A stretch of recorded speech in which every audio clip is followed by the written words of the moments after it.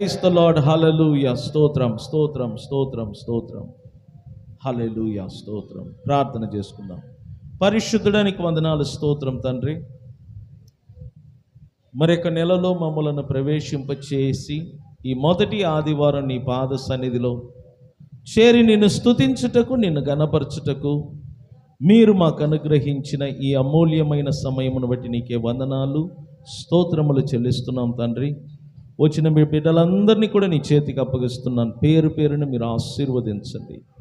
నీ మాటలు వింటుండగా, నీ వాక్యం చదువుతుండగా మీరు మా అందరితో మాట్లాడి నీ నామాన్ని మహిమపరచుకోమని ప్రభువైన యేసుక్రీస్తు నామమున ప్రార్థన ద్వారా అడిగి వేడుకుంటున్నాము పరమ తండ్రి. ఆమేన్. కూర్చోండి.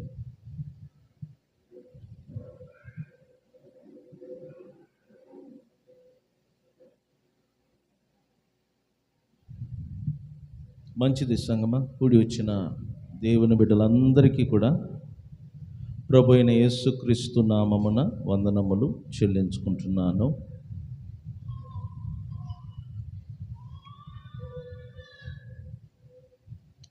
ఏడో నెలలో మనమందరం ఉంటున్నాం. జూలై నెలలో రోజులు రాను రాను ఏమవుతుందంట, గడిచిపోతుంది.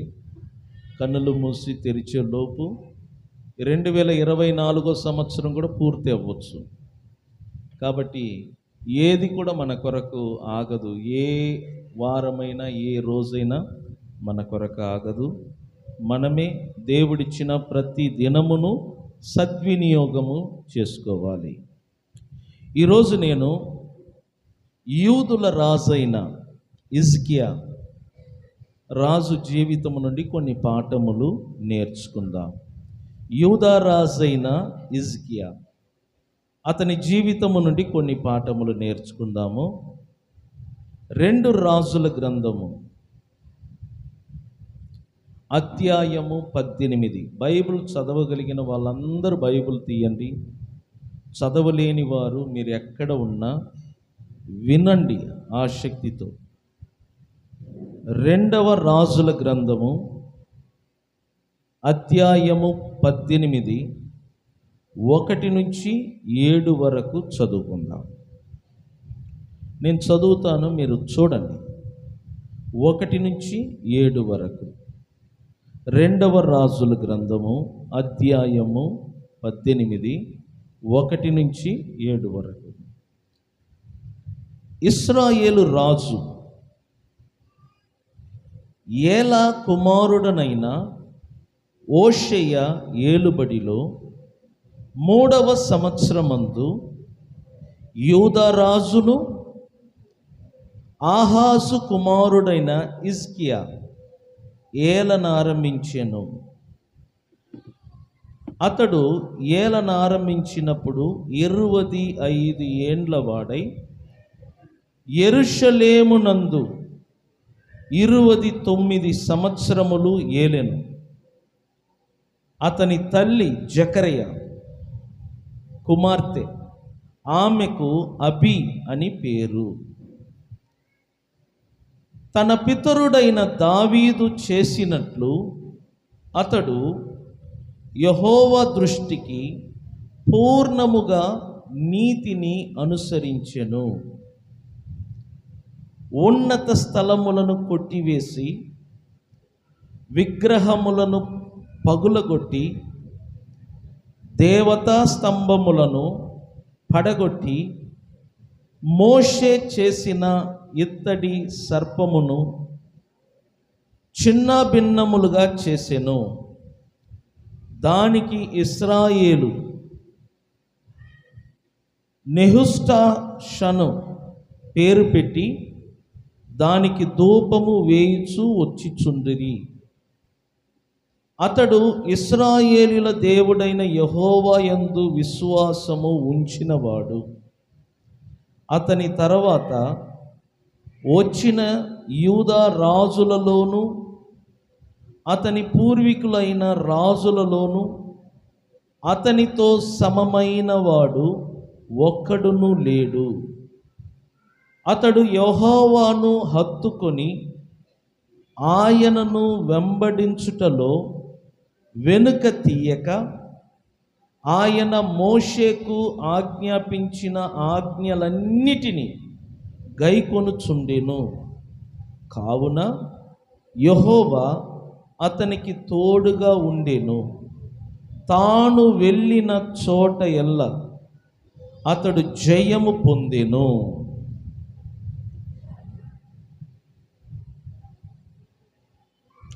ఇక్కడ చూడండి దేవుని బిడ్డలారా, హిజ్కియా రాజు, ఇతడు యూదులకు రాజు.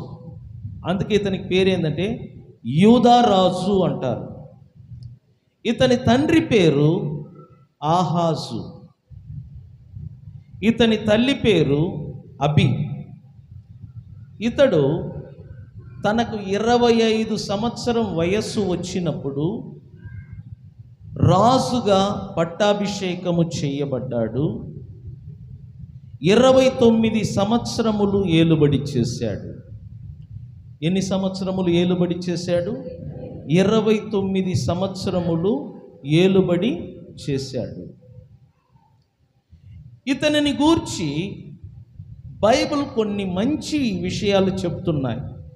నేను వాటిని గూర్చి మాత్రం మీతో మాట్లాడాలని నేను ఆశిస్తున్నాను.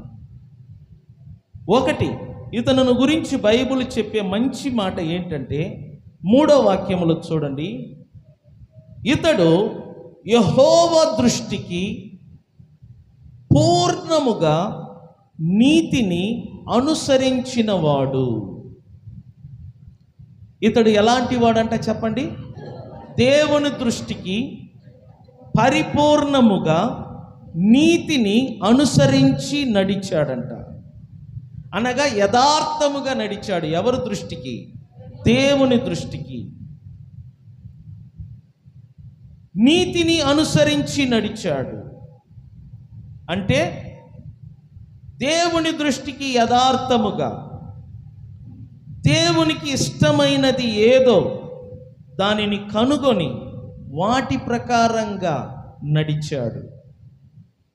రెండవదిగా ఇతనిని గూర్చి బైబిల్ ఇచ్చే సాక్ష్యం ఏంటంటే 5వ వాక్యములో చూడండి, ఇతడు ఇశ్రాయేలీల దేవుడైన యెహోవా యందు విశ్వాసము ఉంచిన వాడంట. చెప్పండి, ఎటువంటి వాడు ఇతడు? ఇశ్రాయేలీల దేవుడైన యెహోవా యందు విశ్వాసము అనగా నమ్మకము ఉంచినవాడు. ఇతడు దేవుని దృష్టికి యథార్థముగాను నీతిగాను అనుసరించి నడిచాడు. ఇతడు దేవుని యందు విశ్వాసము అనగా నమ్మకము ఉంచినవాడు. మూడవదిగా బైబిల్ ఏమంటుందో చూడండి ఇతనిని గూర్చి, ఇతడు యెహోవాతో హత్తుకొని, ఎవరిని హత్తుకొని? యెహోవాను హత్తుకొని ఆయనను వెంబడించుటలో వెనుక తీయక, ఆయన మోషేకు ఆజ్ఞాపించిన ఆజ్ఞలన్నిటినీ ఏం చేసేవాడంట? గైకొనుచూ ఉండెను. ఇతడు యెహోవాను హత్తుకొని, ఒక పసిబిడ్డ తల్లిని ఎలా హత్తుకొని ఉంటుందో రాజైన హిజ్కియా ఎప్పుడు కూడా దేవుణ్ణి హత్తుకొని ఉంటాడంట. అనగా దేవుని మీద ఆధారపడుతున్న ఒక మనస్సు కలిగిన ఒక వ్యక్తి, దేవునితో ఎడతెగని సహవాసము కలిగిన ఒక వ్యక్తి. ఇతడు దేవుణ్ణి హత్తుకొని ఆ దేవుణ్ణి వెంబడించుటలో ఎట్టి పరిస్థితులలో ఏమవ్వలేదంట? వెనుక తీయక మోషే ఆజ్ఞాపించిన ఆజ్ఞలన్నిటినీ కరెక్ట్గా పాటిస్తూ ఉండేవాడంట. చూడండి ఇతని గురించి బైబిల్ ఏమంటుందంటే, ఫస్ట్ ఇతడు దేవుని దృష్టికి నీతిని అనుసరిస్తూ నడిచేవాడు. రెండవదిగా యెహోవా యందు విశ్వాసము ఉంచిన ఒక వ్యక్తి. మూడవదిగా దేవుణ్ణి హత్తుకొని దేవుణ్ణి వెంబడించే విషయములలో వెనుతీయక మోషే ఆజ్ఞాపించిన ఆజ్ఞలన్నిటినీ పాటిస్తూ ఉండేవాడంట. అలా ఉండుట వలన బైబిల్ అంటుంది, యెహోవా అతనికి తోడుగా ఉండెను. ఎలా ఉన్నాడంటే చెప్పండి, దేవుడు అతనికి తోడుగా ఉండెను. అతడు వెళ్ళిన స్థలమల్లా దేవుడు అతనికి జయము అనుగ్రహించాడంట. దేవుని బిడ్డలారా, ఈ మాటను అర్థం చేసుకోండి. దేవుడు అతనికి తోడుగా ఉన్నాడు. అతడు ఎక్కడికి వెళ్ళినా దేవుడు అతనికి తోడుగా ఉన్నాడు. ఏ యుద్ధానికి వెళ్ళినా ఆ యుద్ధములో అతడు జయము పొందాడంట. అంటే అపజయము అతని జీవితములో చూడలేదు. దేవుని బిడ్డలారా, అర్థం చేసుకోండి. దేవుడు మనకు తోడుగా ఉండి మనం వెళ్తున్న మార్గములలో ఆయన మనకు సహాయము చేసినప్పుడు మనము అన్ని విషయములలో విజయము సాధిస్తాం. మనము చేస్తున్న వ్యాపారము కానీ, మనం చేస్తున్న పనులు కానీ, అన్నిటిలో మనము విజయము సాధిస్తాం.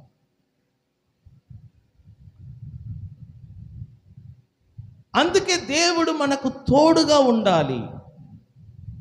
ప్రతి విశ్వాసి గ్రహించండి, దేవుడు నీకు, నీ బిడ్డలకు, నీ కుటుంబానికి తోడుగా ఉంటేనే, నువ్వు వెళ్తున్న మార్గములలో దేవుడు నీకు, నీ కుటుంబానికి తోడుగా ఉంటేనే నువ్వు అన్ని విషయములలో జయము పొందుతావు. ఎక్కడ కూడా మీరు అపజయము పాలవరు.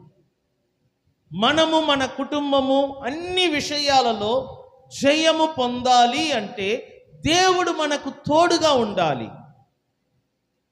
దేవుడు మనకు తోడుగా ఉండాలి అంటే హిజ్కియా రాజు వలె దేవుని ఎదుట అన్ని విషయాలలో మనము నీతిని అనుసరించి నడవాలి. రెండవదిగా, దేవుని యందు విశ్వాసం ఉంచి బ్రతకాలి. మూడవదిగా, దేవుణ్ణి మనము హత్తుకొని జీవించాలి. ఎవరిని హత్తుకొని జీవించాలి? దేవుణ్ణి హత్తుకొని జీవించాలి. ప్రతి దినము మనము దేవుణ్ణి వెంబడించాలి. గొర్రెలు కాపరిని వెంబడించినట్లుగా మనము దేవుణ్ణి వెంబడిస్తూ ఉండాలి. మనము దేవుని వెనకాల నడుస్తూ ఉండాలి. దేవుడు ఎటువైపు మనలను నడిపిస్తాడో ఆ మార్గములో మనము నడవాలి. అప్పుడు దేవుడంట మనకు తోడుగా ఉంటాడు. దేవుడు మనకు తోడుగా ఉంటాడు. మనకు ఇచ్చిన పరిశుద్ధ గ్రంథములో రాయబడిన ప్రతి ఆజ్ఞలను, ప్రతి కట్టడలను మనము అనుసరించాలి. వాటిని మనము పాటించాలి. అప్పుడు దేవుడు నీకు, నాకు తోడుగా ఉంటాడు. తోడుగా ఉంటామంటే ఏంటి తెలుసిన? మన పక్షముగా ఉంటాడు. మనకు తోడుగా ఉండి అన్ని విషయాలలో సహాయము చేస్తాడు. ఏ విషయములో కూడా అపజయము పాలవకుండినట్లుగా దేవుడు మనకు సహాయము చేస్తాడు. మన జీవితంలో అపజయం అనేదే ఉండదు. మన ఏ వ్యాపారము చేసినా, ఏ పని చేసినా అపజయం ఉండదు. ప్రతి దానిలో మనము విజయము సాధిస్తాం. ప్రతి దానిలో మనము జయము పొందుతాం. ఎందుకంటే సృష్టికర్త అయిన దేవుడు మనకు తోడుగా ఉన్నాడు. ఎప్పుడు తోడుగా ఉంటాడు తెలిసిన? హిజ్కియా వలె మనము దేవుని దృష్టికి నీతిని అనుసరించి నడిచినప్పుడు, హిజ్కియా వలె మనము దేవుని యందు విశ్వాసము ఉంచి నడిచినప్పుడు, హిజ్కియా వలె మనము దేవుణ్ణి హత్తుకొని జీవించాలా. ఎవరిని హత్తుకొని? చెప్పాను కదా, ఒక చంటి బిడ్డ తల్లిని హత్తుకొని ఉంటుందంట. పిల్లలందరూ చూడండి, కన్న తల్లిని హత్తుకొని ఉంటుంది. దేవుని బిడ్డలైన మనము కూడా మన దేవుణ్ణి ప్రతి విషయములలో హత్తుకొని ఉండాలి. ఆయన మీద ఆధారపడాలి. పసిపిల్లలు తల్లిదండ్రుల మీద ఎలా ఆధారపడతారో మనము కూడా పిల్లల వంటి మనస్సు కలిగిన వారమై నమ్మకముతో దేవుని మీద ఆధారపడాలి, దేవుని మీద విశ్వాసం ఉంచాలి, దేవుని ఎదుట యథార్థముగా నీతిని అనుసరించి మనము నడవాలి. హిజ్కియా వలె దేవుణ్ణి మనము వెంబడించాలి. గొర్రెలు కాపరిని వెంబడిస్తున్నట్లుగా విశ్వాసులైన మనము మన ప్రభువైన యేసును వెంబడించాలి. ఆయన ఎటువైపు వెళ్తున్నాడో ఆయన వెనకాల మనం వెళ్ళాలి. అలాగనే పరిశుద్ధ గ్రంథములో మన కొరకు రాయబడిన ప్రతి మాటలను అనుసరించాలా, ప్రతి ఆజ్ఞలను పాటించాలా. అప్పుడు దేవుడు మనకు తోడై ఉంటాడు. నేను ఒక విషయం చెప్తున్నాను చూడండి, మనుషుల తోడు ఎప్పుడు మనకు ఉండదండి. అందుకే మనుషులను నమ్మవద్దు. మనుషులు ఎప్పుడు కూడా మనకు తోడుగా ఉండరు. ఎందుకంటే మనుషులు అస్థిరమైన వారు. ఎప్పుడు ఉంటారో ఎప్పుడు చనిపోతారో తెలియదు. ఎవరి మీద కూడా పూర్తి నమ్మకం ఉంచకూడదు, ఎవరిని కూడా అస్సలు నమ్మకూడదు. ఎందుకంటే మనుషులు గంట గంటకు మారుతూ ఉంటారు. వారి బుద్ధులు కానీ వారి గుణలక్షణాలు కానీ మారుతూ ఉంటాయి. నేను అందుకే మనుషులను అస్సలు నమ్మను. కారణం ఏంటంటే వారు నీటి బుడగ లాంటి వారు, క్షణములో ఉండి మరుగైపోతారు. వాళ్ళు అంటారు నేను ప్రతి వారం వస్తాను, రానే రారు. వారు అంటారు అన్ని విషయాలలో నీకు తోడుగా ఉంటాను, ఉండనే ఉండరు. ఎందుకంటే మనుషులు నిలకడలేని వారు. ఎప్పుడు కూడా మనుషుల మీద నమ్మకము ఉంచకూడదు. బైబిల్ ఏమంటుంది తెలుసునా?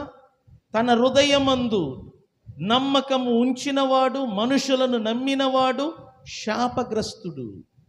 యెహోవాను నమ్మకుండా తన మీద నమ్మకము ఉంచి ఇతరుల మీద నమ్మకం ఉంచేవాడంట ఎవరంట చెప్పండి? శాపగ్రస్తుడు. దేవుణ్ణి నమ్మాలి, మనము దేవుణ్ణి హత్తుకొని ఉండాలి. అప్పుడు ఆయన మనకు తోడుగా ఉంటాడు. మనం వెళ్తున్న మార్గములలో తోడుగా ఉంటాడు, అన్ని విషయాలలో తోడుగా ఉంటాడు, మనం చేసే పనులలో తోడుగా ఉంటాడు, మనం చేసే వ్యాపారములలో తోడుగా ఉంటాడు. తోడుగా ఉండటం మాత్రమే కాదు, అన్నిటిలో అపజయము కలగకుండునట్లుగా ఆయన మనలను కాపాడుతూ ఉంటాడట. ఎక్కడ కూడా ఫెయిలరు, ఎక్కడ కూడా అపజయము రాదు.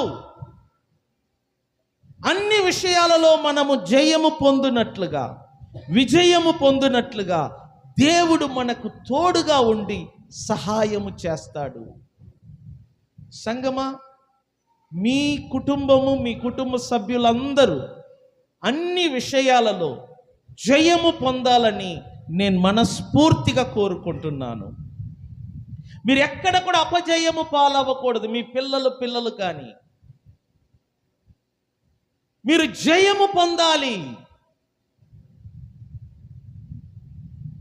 ప్రతి విషయములో దేవుడు మీకు తోడుగా ఉండి, మీరు వెళ్తున్న మార్గాలలో, మీరు వెళ్తున్న స్థలాలలో ఆ దేవుడు తోడుగా ఉండి మీకు అన్ని విషయాలలో జయము అనుగ్రహించాలని నేను మనస్ఫూర్తిగా కోరుతున్నాను. అలా మీ జీవితంలో జయము పొందాలి అంటే మీరు హిజ్కియా వలె దేవుణ్ణి హత్తుకొని బ్రతకాలి. ప్రతి క్షణము దేవుణ్ణి వెంబడించాలి. ప్రతి క్షణము పరిశుద్ధ గ్రంథములో రాయబడిన ప్రతి మాటలను అనుసరించి నడవాలి. ప్రతి క్షణము దేవుని దృష్టికి యథార్థముగా నీతిని అనుసరించి బ్రతకాలి. ప్రతి క్షణము దేవుని యందు విశ్వాసం ఉంచాలి. మీకు తెలుసా, హిజ్కియా విశ్వాసము చాలా గొప్పది. అతని విశ్వాసము గురించి మీకు నేను బైబిల్లో చూపిస్తాను చూడండి. యెషయా గ్రంథము 38వ అధ్యాయం 1వ వాక్యము నుండి 6వ వాక్యం వరకు చదివితే అతని విశ్వాసము దేవుని మీద ఎంత గొప్పదో మీకు అర్థమవుతుంది. నేను చదువుతాను, మీరు గమనించండి. ఆ దినములలో హిజ్కియా మరణకరమైన రోగము కలగగా, ఆ దినములలో హిజ్కియాకు మరణకరమైన రోగము కలగగా, ప్రవక్తయు ఆమోజు కుమారుడైన యెషయా అతని యొద్దకు వచ్చి, నీవు మరణమవుచున్నావు, ఇక నువ్వు బ్రతకవు గనుక నీవు నీ ఇల్లును ఏం చెయ్యాలా, చెక్కబెట్టుకొనుమని యెహోవా సెలవిచ్చుచున్నాడని చెప్పగా, అతడు తన ముఖమును గోడ తట్టు త్రిప్పుకొని, యెహోవా యథార్థ హృదయుడనై సత్యముతో నీ సన్నిధిని నేనెట్లు నడుచుకొంటినో, నీ దృష్టికి అనుకూలముగా సమస్తమును నేనెట్లు జరిగించి తినో కృపతో జ్ఞాపకము చేసుకొనుమని హిజ్కియా కన్నీళ్లు విడుచుచు యెహోవాకు ఏం చేశాడంట, ప్రార్థన చేశాడు. ప్రార్థన ఎవరు చేస్తారు తెలుసునా? విశ్వాసము కలిగిన వారు మాత్రమే దేవునికి ప్రార్థన చేస్తారు. విశ్వాసము లేని వారు దేవునికి ప్రార్థన చెయ్యరు. ఇక్కడ హిజ్కియా దేవునికి ప్రార్థిస్తున్నాడు అంటే దాని అర్థం ఏంటంటే, హిజ్కియాకు దేవుని మీద పరిపూర్ణమైన నమ్మకము, విశ్వాసము ఉన్నది. ఒకానొక రోజు ప్రవక్త అయిన యెషయా రాజైన హిజ్కియా దగ్గరికి వస్తున్నాడు.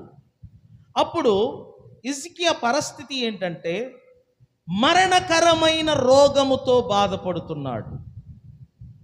ఈ ప్రవక్త వచ్చి ఏమంటున్నాడంటే, హిజ్కియా నీవు ఇక బ్రతకవు, నీవు చనిపోతావు, కాబట్టి నీ ఇంటిని, నీ కుటుంబాన్ని చక్కబెట్టుకో, అంటే సరి చేసుకో అంటున్నాడు.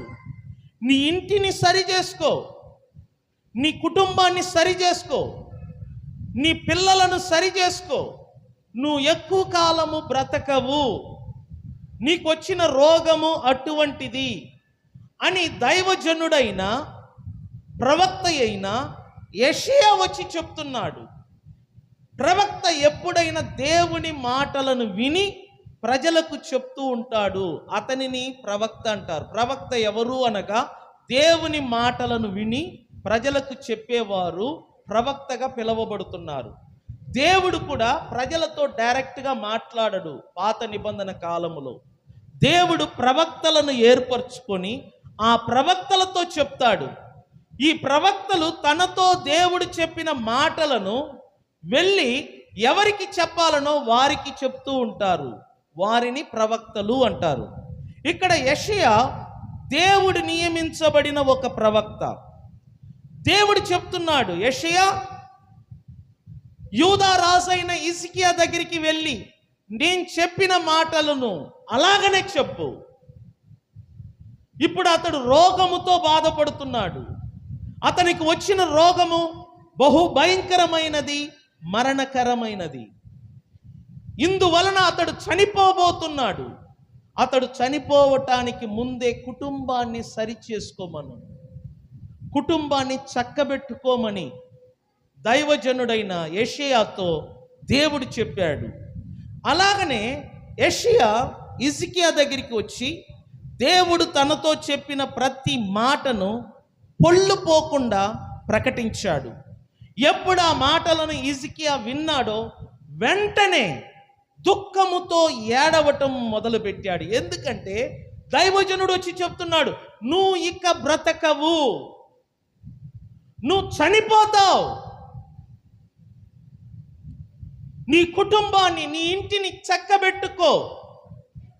ఆ మాట వినగానే హిజ్కియా భయముతో, దిగులుతో, దుఃఖముతో నిండిన వాడై గోడ వైపు తిరిగి దేవుని వైపు చూస్తూ ప్రార్థిస్తున్నాడు. ఇది అతని యొక్క విశ్వాసాన్ని చూపిస్తుంది. దేవుని మీద అతనికున్న విశ్వాసం, దేవుని మీద అతనికున్న నమ్మకాన్ని చూపిస్తుంది. నేను అందుకే చెప్తాను, దేవుని మీద నమ్మకము విశ్వాసము లేనివారు ప్రార్థన చెయ్యరు. దేవుని మీద విశ్వాసము నమ్మకము లేనివారు మందిరానికి రావటానికి కూడా ఇష్టపడరు. కారణం ఏంటంటే ఇక్కడ ఏమీ లేదని కాదు, కానీ ఇక్కడ వాళ్ళకి ఏమీ లేదు, విశ్వాసము లేదు. ఇక్కడ విశ్వాసం ఉంటే దేవుణ్ణి విడిచిపెట్టరు, మందిరాన్ని విడిచిపెట్టరు, ప్రార్థన చేయటం మానరు.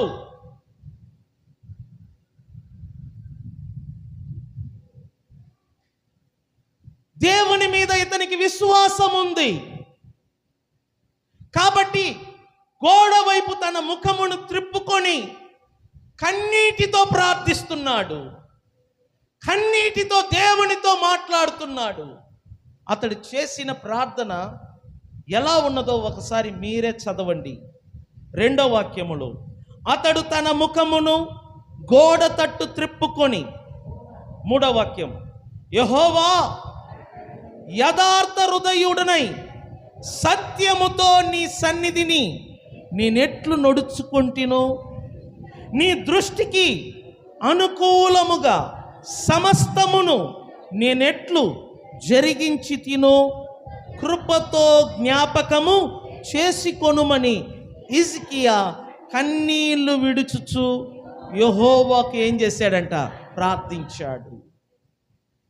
దేవునితో ఇలా చెప్తున్నాడు, ఓ దేవా, నీ సన్నిధిలో నేను ఎలా నడుచుకున్నానో ఒక్కసారి జ్ఞాపకము చేసుకో. నీ సన్నిధిని విడవకుండా, నీ సన్నిధిలో నేను నడిచిన ఆ యథార్థతను, నేను ఎలా సత్యముతో నడిచానో ఒక్కసారి జ్ఞాపకము చేసుకో. దేవుణ్ణి అడుగుతున్నాడు, నీ సన్నిధిలో నేను ఎలా బ్రతికానో, నీ సన్నిధిలో నేను ఎలా నడిచానో ఒక్కసారి జ్ఞాపకము చేసుకో అని కన్నీళ్లు విడుచుచు దేవునికి ప్రార్థన చేశాడు. విశ్వాసముతో, నమ్మకముతో ప్రార్థన చేశాడు. ఫలితం ఏంటి? ఫలితం ఏంటి? బైబిల్ చూడండి ప్రియులారా, బైబిల్లో ఏమని రాయబడి ఉన్నదో ఒకసారి చూడండి. 4వ వాక్యము నుండి, యెహోవా వాక్కు యెషయాకు ప్రత్యక్షమై ఇలాగు సెలవిచ్చెను, ఏమని? నీవు తిరిగి హిజ్కియా యొద్దకు పోయి అతనితో ఇట్లనుము, నీ పితరుడైన దావీదునకు దేవుడైన యెహోవా నీకు సెలవిచ్చిన దేమనగా, నీవు కన్నీళ్లు విడుచుట నేను చూచి తిని, నీ ప్రార్థనను నేను అంగీకరించి ఉన్నాను. ఇంకా 15 సంవత్సరములు ఆయుష్ నీకిచ్చెదను, మరియు ఈ పట్టణమును నేను కాపాడుచు నిన్నును ఈ పట్టణమును అష్షూరు రాజు చేతిలో పడకుండా విడిపించెదను అని దేవుడు మాట ఇస్తున్నాడు. 2 చేతులు పైకెత్తి దేవునికి స్తోత్రం చెప్దామా? చూడండి, విశ్వాసముతో ప్రార్థించాడు, నమ్మకముతో ప్రార్థించాడు, వెంటనే దేవుడు స్పందిస్తున్నాడు. దేవుని బిడ్డలారా వినండి, మీరు ఎప్పుడు విశ్వాసముతో దేవుని వైపు తిరిగి ప్రార్థిస్తారో, హృదయపూర్వకముగా విశ్వాసముతో మీరు ఎప్పుడు దేవుని వైపు తిరిగి ప్రార్థిస్తారో, మీ ప్రార్థనను దేవుడు ఆలకిస్తాడంట. ఆలకించటం మాత్రమే కాదు, మీ ప్రార్థనకు దేవుడు వెంటనే జవాబిస్తాడు.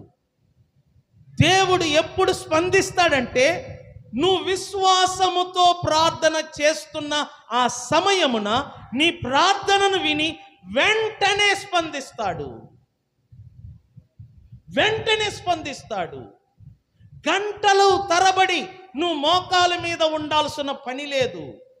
నీ విశ్వాసముతో కూడిన ప్రార్థనకు దేవుడు వెంటనే జవాబిస్తాడంట.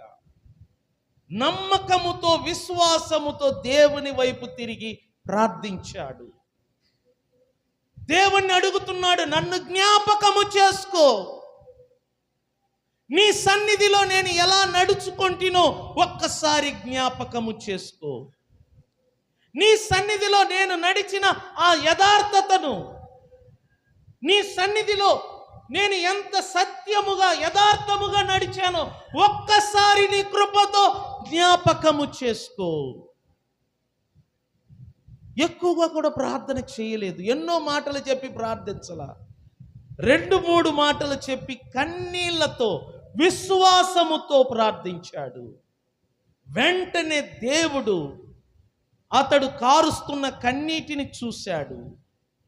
అతని హృదయము నుండి వస్తున్న విశ్వాసపు ప్రార్థనను విన్నాడు.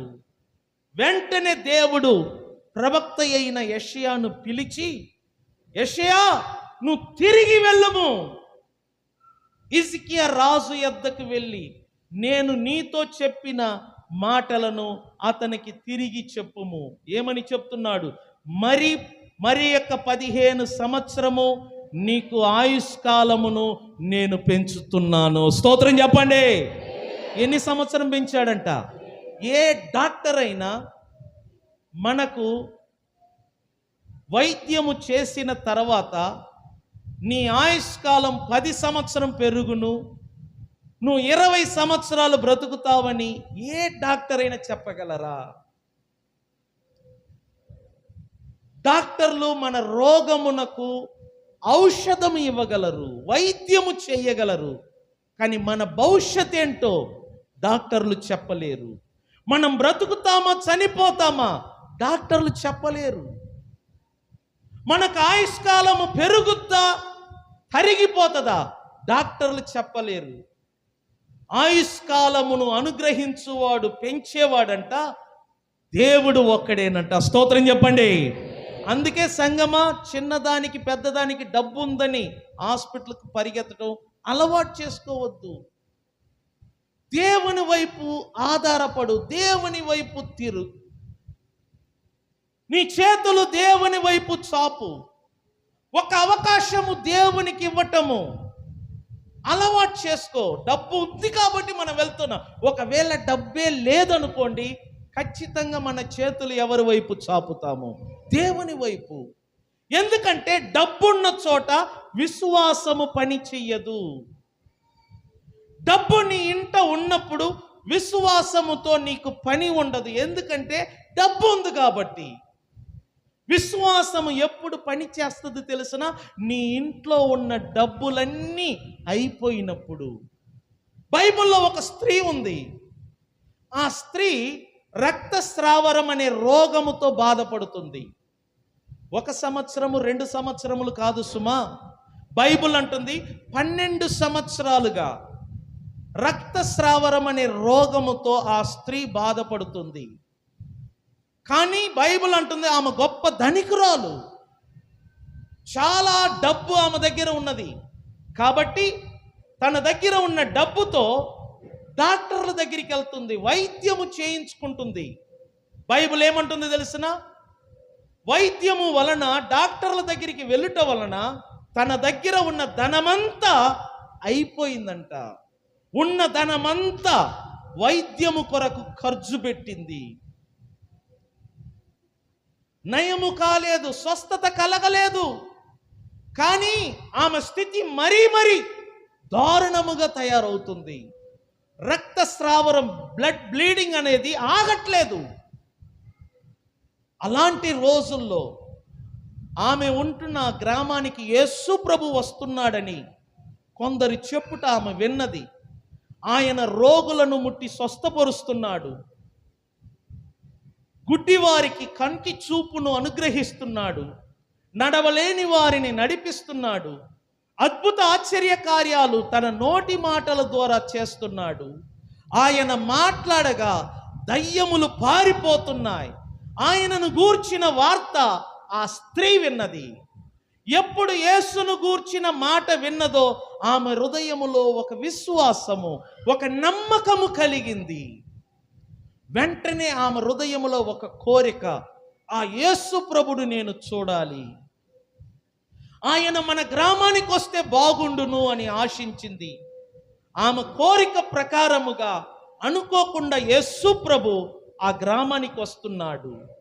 ఆయన వస్తున్నాడన్న వార్త వినిన వెంటనే తన మనసులో అనుకుంటుందంట, నేను వెళ్ళి ఆయన చెంగును ముట్టితే చాలు, నేను బాగుపడుదును అని తనలో తాను అనుకుంటుంది. మీరు అర్థం చేసుకోండి, ఆమెలో ఎంత నమ్మకం ఉందో, ఆమెలో ఎంత విశ్వాసం ఉందో ఆ యేసు ప్రభు మీద. యేసు ప్రభును ఎప్పుడు కన్నులారా చూడలేదు, ఆయన ఎలా ఉంటాడో తెలియదు, ఇతరులు చెప్తుంటే విన్నది అంతే. కానీ వినుట వలన ఆమె హృదయములో విశ్వాసం కలిగింది. ఇప్పుడు ఆయన దగ్గరికి వెళ్ళి ఆయనకు తెలియకుండా ఆయన వస్త్రము ముట్టితే నేను బాగుపడుదును అని తన మనసులో పదే పదే అనుకుంటుంది. రానే వచ్చాడు యేసు ప్రభు. ఆయన చుట్టూ కొన్ని వందల మంది, వేల మంది ప్రజలు గుంపు కూడి ఉన్నారు. కానీ రహస్యముగా ఆయన వెనక వెళ్ళి ఆయనకు తెలియకుండా, ప్రజలకు తెలియకుండా ఆయన వస్త్రపు చెంగును ముట్టగానే ఆమె స్వస్థత పొందింది. 12 సంవత్సరములు ఆగని రక్తస్రావరమంట. యేసు ప్రభు వస్త్రమును ముట్టగానే రక్తస్రావరము నిలిచిపోయినది. చేతులు పైకెత్తి గట్టిగా స్తోత్రం చెప్దామా? వెంటనే ప్రభు తిరిగి చూశాడు. ఎవరో నన్ను ముట్టాడు, ఎవరో నన్ను ముట్టారని కేకలు వేస్తున్నాడు. అప్పుడు పేతురు కోపగించుకున్నాడు, ప్రభువా, ఇన్ని వందల మంది నిన్ను ముట్టుతున్నారు, ఎంతో మంది నీ మీద పడుతున్నారు, ఎవరో నన్ను ముట్టారని ప్రత్యేకంగా మీరు అనటం ఏంటంటే, లేదు, ఇంతమంది నన్ను ముట్టినా నాకేం కాలేదు, కానీ ఎవరో నన్ను ముట్టారు, వారు ముట్టినప్పుడు నాలో నుండి ప్రభావము బయటికి వెళ్ళినది. చేతుల పైకెత్తి స్తోత్రం చెబుదామా? ఆ శక్తి, ఆ ప్రభావము ఆ స్త్రీని ముట్టగా ఆమె బాగుపడినది. అప్పుడు ఆమె వణుకుతూ యేసు ప్రభు ముందు నిలబడి, ప్రభువా, నేనే నిన్ను ముట్టి తిని అని ఒప్పుకున్నది. అప్పుడు ప్రభు ఏమన్నాడు తెలుసునా? నీ విశ్వాసమే నిన్ను స్వస్థపరచెను. ఏమన్నాడు చెప్పండి? నీ దగ్గర ఉన్న డబ్బు నిన్ను బాగు చేసేను అని చెప్పాడా? నీ విశ్వాసం అన్నాడా? సంగమా, అర్థం చేసుకో, విశ్వాసము నిన్ను బాగు చేస్తుంది, విశ్వాసము నిన్ను స్వస్థపరుస్తుంది, విశ్వాసము నీ కుటుంబానికి మేలులు కలగచేస్తుంది. అందుకే హిజ్కియా లాగా విశ్వాసము కలిగి ఉండండి దేవుని మీద. చూడండి, డబ్బు ఉన్నంత వరకు ఆమె దేవుని వైపు తిరగలేదు. మీరు ఎప్పుడైనా చూడండి, చేతుల డబ్బులు ఉన్నవారు ఎప్పుడు కూడా దేవుని దగ్గరికి వెళ్ళరు. ఎందుకంటే డబ్బులు ఉంది, పెట్టుబడి పెట్టే వాళ్ళు ఉన్నారు. ఎప్పుడు డబ్బులు తరిగిపోతుందో అప్పుడు మన చెయ్యి ఎవరి వైపు చాపుతామంట? దేవుని వైపు. దీని అర్థం ఏంటంటే, డబ్బు ఉన్న స్థలములో విశ్వాసము పని చెయ్యదు, నమ్మకము పని చెయ్యదు. ఒక మనిషిలో విశ్వాసం ఎప్పుడు పని చేస్తుందంటే, ఒక మనిషిలో నమ్మకము ఎప్పుడు పని చేస్తుందంటే, అన్ని తలుపులు మూయబడినప్పుడు, ఆధారాలన్నీ మూయబడినప్పుడు, దిక్కు దివానము లేని పరిస్థితి ఒకటి వస్తుందంట. సహాయము చేయువారు ఉండరు, ఆదరించే వాళ్ళు ఉండరు, ఎవరు లేని సమయము, ఎవరు లేని పరిస్థితి ఒకటి వస్తుందంట. అప్పుడు మన లోపల ఏం పని చేస్తుందంట? విశ్వాసము.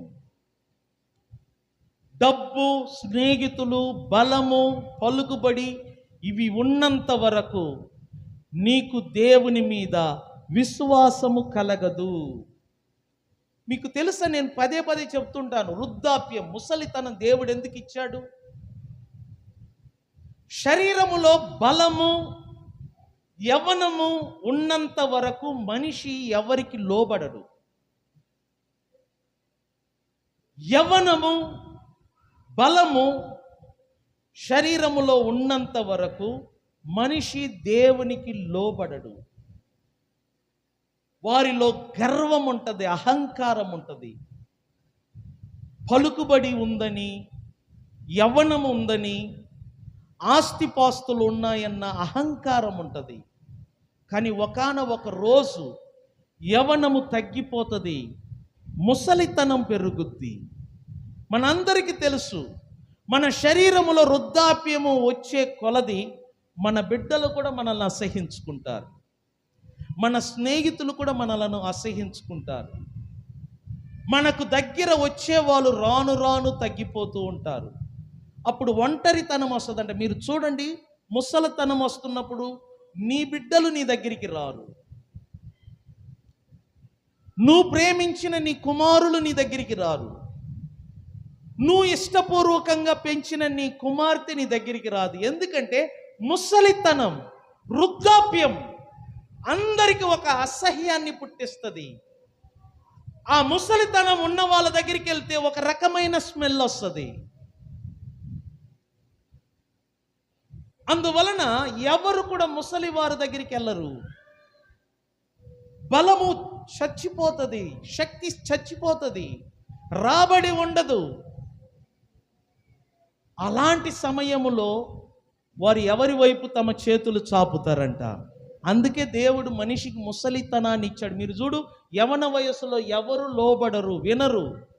కానీ ఒకానొక రోజు వారికి ముసలితనం వస్తుంది. అప్పుడు చూడండి, వారు దేవుణ్ణి కోరుకుంటారు, దేవుని దగ్గరికి రావాలనుకుంటారు. ఎందుకంటే ఎవరు వారిని ఆ వయసులో పట్టించుకోరు. దేవుడంట ముసలి వారికి ఒక వాగ్దానం ఇచ్చాడు. మృతిమి వచ్చు వరకు నిన్ను నేనేం చేస్తానన్నాడంట, ఎత్తుకుంటానన్నాడు. వృద్ధులకు దేవుడిచ్చిన వాగ్దానం, ముదిమి వచ్చు వరకు ఒక దేవుడు ఒక్కడే మనలను ఎత్తుకుంటాడు. అందుకే చూడు, ఆరోగ్యము, బలము, డబ్బు, హుందా, ఇవన్నీ పేరు, ప్రతిష్టత, అధికారం ఉన్నంత వరకు మనలో విశ్వాసము పని చెయ్యదు. ఇవన్నీ ఎప్పుడు విడిచిపోతుందో అప్పుడు మనలో విశ్వాసం పని చేస్తుంది. చూడండి, హిజ్కియా విశ్వాసముతో దేవుని వైపు తిరిగాడు. ఫలితము, దేవుడు అతనికి 15 సంవత్సరములు ఆయుష్కాలమును అనుగ్రహించాడు. స్తోత్రం చెప్దామా? అది మాత్రమే కాదు, దేవుడు ఇంకొక వాగ్దానం ఇస్తున్నాడు. 15 సంవత్సరములు ఆయుష్కాలము నీకు ఇచ్చేదను, మరియు ఈ పట్టణమును నేను కాపాడుదును, నిన్నును ఈ పట్టణమును అష్షూరు రాజు చేతిలో పడకుండా ఏం చేస్తానంటున్నాడు, విడిపించేదను. ఇది దేవుడు హిజ్కియాకు అనుగ్రహించిన ఒక వాగ్దానం. చనిపోవలసిన హిజ్కియా మళ్ళా బ్రతికాడు. మరలా బ్రతకడం మాత్రమే కాదు, 15 సంవత్సరములు బ్రతకటానికి ఆయుష్కాలం పొందాడు. దేవుని చేత వాగ్దానము పొందాడు. ఈ పట్టణమును, నిన్నును అష్షూరు రాజు చేతి క్రింద పడిపోకుండా నేను కాపాడుతానని దేవుడే స్వయముగా మాటిస్తున్నాడు. ప్రియులారా, విశ్వాసముతో మీరు దేవునికి ప్రార్థన చెయ్యాలి. దేవుని మీద మీరు విశ్వాసము కలిగి ఉండాలి. హిజ్కియా యెహోవా యందు విశ్వాసము ఉంచాడంట. 5వ వాక్యములో రాయబడి ఉన్నది. 2 రాజుల గ్రంథము 18వ అధ్యాయము 5వ వాక్యములో చూడండి. హిజ్కియా ఇశ్రాయేలీల దేవుడైన యెహోవా యందు ఏముంచాడు? విశ్వాసముంచాడు. అతని తర్వాత వచ్చిన యూదా రాజులలోను అతని పూర్వీకులైన రాజులలోను అతనితో సమమైన వాడు ఒక్కడును లేడంట. స్తోత్రం చెప్దామా? చెప్పండి. హిజ్కియాకు ముందు జీవించిన రాజులు, హిజ్కియా తర్వాత వచ్చిన రాజులంట, వారందరితో పోల్చుకుంటే హిజ్కియాతో సమమైన వారు ఒక్కరు లేరు. ఎందుకంటే హిజ్కియా గొప్పవాడుగా పిలువబడుతున్నాడు. అన్ని విషయాలలో విజయము సాధించాడు. ఎక్కడికి వెళ్ళినా జయము పొందాడు. ఏ యుద్ధానికి వెళ్ళినా విజయము సాధించాడు. ఎందుకంటే దేవుడు హిజ్కియా వెళ్ళిన స్థలమంతటా అతనికి తోడుగా ఉండి సహాయము చేశాడు. కారణం, దేవుని యందు పరిపూర్ణమైన విశ్వాసము ఉంచాడు. సంగమా, మీకు దేవుని మీద విశ్వాసము ఉండాలి. హిజ్కియా వలె మీరు దేవుని యందు విశ్వాసము ఉంచాలి. యేసు ప్రభు ఒక మాట చెప్పాడు, మీకు నేను చూపిస్తాను చూడండి. లూకా సువార్త 18వ అధ్యాయం తీయండి ప్రతి ఒక్కరు.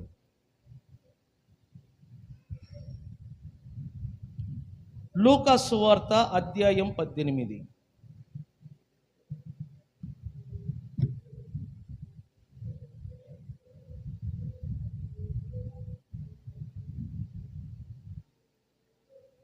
ఎనిమిదో వాక్యం చదువుదాం. లూకా సువార్త 18వ అధ్యాయంలో 8వ వాక్యం. ఇక్కడ చూడండి, ప్రభు చెప్తున్నాడు, మనుష్య కుమారుడు వచ్చినప్పుడు ఆయన భూమి మీద విశ్వాసము కనుగొనునా? ఏమంటున్నాడు? మనుష్య కుమారుడు వచ్చేటప్పుడంట భూమి మీద విశ్వాసము కనుగొనునా? ఆ మాటకు అర్థం ఏంటి తెలిసిన? యేసు ప్రభు ఈ భూమికి రెండవసారి వస్తాడంట. బైబిల్ అదే చెప్తున్నాడు, వచ్చువాడు ఆలస్యము చేయక వచ్చును. యేసు ప్రభు తిరిగి భూమి మీదికి రాబోతున్నాడు. ఆయన భూమి మీదికి వచ్చినప్పుడంట భూమి మీద ఏది కనబడదంట? విశ్వాసము. రాను రాను రాను రాను ప్రజల్లో విశ్వాసము కనబడకుండా మరుగైపోతుంది. విశ్వాసము చాలా ప్రాముఖ్యమైనది దేవుని బిడ్డలకు. నేను సాయంత్రం పూట గలతీ పత్రిక చదువుతున్నామండి. చదువుతున్నప్పుడు విశ్వాసము ఎంత గొప్పదో ఆ పత్రిక ద్వారా తెలుసుకుంటున్నాం. ప్రభు అంటున్నాడు, మనుష్య కుమారుడు భూమి మీదికి వచ్చినప్పుడు విశ్వాసమును కనుగొనునా? అంటే ఆయన వచ్చేటప్పుడు భూమి మీద ఏది ఉండదంట? విశ్వాసమే ఉండదంట. నేను దరిదాపు 96 నుంచి మన సంఘముతో నాకు పరిచయం. ఎంతో మందిని చూశాను. వచ్చినప్పుడు కొత్తలో ప్రతి ఒక్కరూ ఉత్సాహంగా ఉంటారు. బుధవారము శనివారము మానకుండా వస్తూ ఉంటారు. ఏ ప్రార్థన పెట్టినా ముందుంటారు, పురుషులు కానీ స్త్రీలు కానీ. తర్వాత చూడండి, కాలాలు గడిచే కొలది దేవుని మీద వారికి విశ్వాసం తగ్గుతుంది. నేను నిజం చెప్తున్నాను, నేను వచ్చినప్పుడు అందరి ఇల్లు గుడిసెలే, ఎవరిల్లు డాబాలు కాదు. ఇప్పటికీ నా దగ్గర ఫొటోస్ ఉన్నాయి, తాటాకు గుడిసెలు. నా కంప్యూటర్లో ఇప్పటికీ ఫోటోలు ఉన్నాయి, నేను మరవలేదు. వారు గుడిసెల్లో ఉన్నప్పుడు చూడండి, బుధవారం వచ్చేవాళ్ళు, శనివారం వచ్చేవాళ్ళు, స్త్రీల కూడికకు కూడా వచ్చేవాళ్ళు. ఎక్కువగా మందిరం వైపే కనబడుతూ ఉంటారు, పురుషులు కానీ స్త్రీలు కానీ. ఏ పని అయినా మందిరములో వచ్చి చేస్తూ ఉంటారు. నెమ్మదిగా అభివృద్ధి అయ్యారు, పిల్లలు పెద్దవాళ్ళు అయ్యారు. గుడిసెలు పోయి కొంతమంది డాబా ఇల్లులుగా మారాయి. డాబా ఇల్లులు మారిన తర్వాత నేను చెప్తున్నానండి, గుడి వైపు రావటమే దరిదాపు మానేశారు. అడిగితే కొంతమంది తలుపులు లేదంటారు, అడిగితే కొంతమంది కాపలా ఉంటామంటారు. మీరు ఎప్పుడైనా గుర్తుపెట్టుకోండి, ఏ స్థితిగతుల్లో కానీ మనము దేవుని వెంబడించటములో వెనక తిరగకూడదు. ప్రారంభ స్థితి ఎలా ఉన్నదో మనము చనిపోయేంత వరకు అలాగనే ఉండాలా. అందుకే బైబిల్ అంటుంది మొదటి స్థితి కంటే ఏ స్థితి బాగుండాలంట? నీ కడపటి స్థితి. అంటే ఏంటి? ప్రారంభంలో ఎవరైనా కరెక్ట్గా ఉంటారు. స్థితిగతులు బాగులేనప్పుడు, అభివృద్ధి లేనప్పుడు ఎవరైనా పర్ఫెక్ట్గా ఉంటారు. కొంచెం రాబడి పెరిగితే, పిల్లలు చేతికి వచ్చిన తర్వాత రాబడి పెరిగితే మనం చేతికి దొరకము. మనలో మార్పు కనబడుతూ ఉంటాయి, విశ్వాసం ఉండదు. ఒకప్పుడు చిన్నదానికి పెద్దదానికి దేవుని మీద ఆధారపడతాం. అభివృద్ధి అయిన తర్వాత దేవుని మీద ఆధారపడటం మానుకుంటాం. బొత్తిగా విశ్వాసమును విడిచిపెడతాం. కారణం ఏంటి తెలుసునా? బైబిల్లో మీకు చూపిస్తాను, మీరే చూడండి. మొదటి తిమోతికి రాసిన పత్రిక అధ్యాయము 6, 9, 10 చదువుదాం. మొదటి తిమోతికి రాసిన పత్రిక అధ్యాయము 6 వాక్య భాగములు 9, 10. ధనవంతులగుటకు ఏంటంట? అందరి కోరిక ఏంటి చెప్పండి, మాట్లాడండి. అందరి కోరిక ఏంటి? ధనవంతులగుటకు ఆపేక్షించు వారంట శోధనలోను ఊరిలోను అవివేక యుక్తములను హానికరములని అనేక దురాశలోను పడుదురు. అట్టివి మనుషులను నష్టములోను నాశనములోను ముంచివేయును. దేనిలో ముంచివేస్తుందంట? ఒకటి నష్టం అంట, 2 ఏంటంట? నాశనం అంట. 2023లో మన సంఘములో ఒక స్త్రీ చర్చికి కరెక్ట్గా వస్తూ ఉంది. శుక్రవారము కానీ అన్నిట్లో కరెక్ట్గా వస్తుంది. సడన్గా వ్యాపారం మొదలుపెట్టింది. నేను అప్పుడు అనుకున్నాను అయిపోయిందిరా పని అని. వ్యాపారం మొదలు పెడితే ఆశ ఎక్కువైంది, డబ్బు ఆశ. ఎప్పుడు డబ్బు ఆశ పెరిగిందో శోధనలోను ఊరిలోను పడటం ప్రారంభమైనది. తర్వాత నష్టములోను నాశనములోను కూరుకొని ఇప్పుడు గుడి కూడా రావట్లేదు.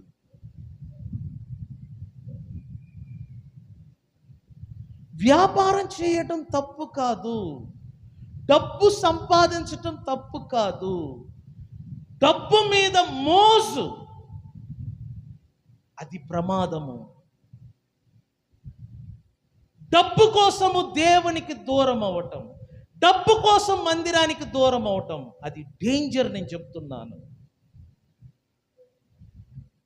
అటువంటి వారి కుటుంబాలని గమనించండి. వాళ్ళంట శోధనలో పడుతారంట, నష్టములో పడతారంట. అన్ని నష్టమే. వాళ్ళు ఏ పని చేసినా నష్టమే, ఏ వ్యాపారం చేసిన నష్టమే, ఏ వ్యవసాయం చేసిన నష్టమే. రీజన్ ఏంటి? దేవుణ్ణి విడిచిపెట్టి డబ్బు సంపాదన కొరకు పరుగులెత్తుతున్నారు.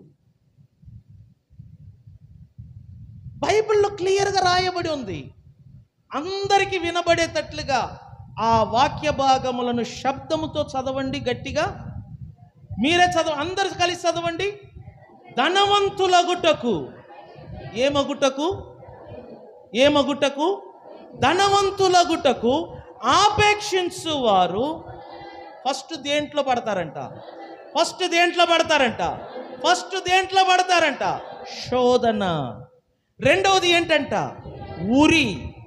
మూడవది అవివేక యుక్తములు, హానికరములైన అనేక దురాశ. అంతే. దాని అర్థం ఏంటి?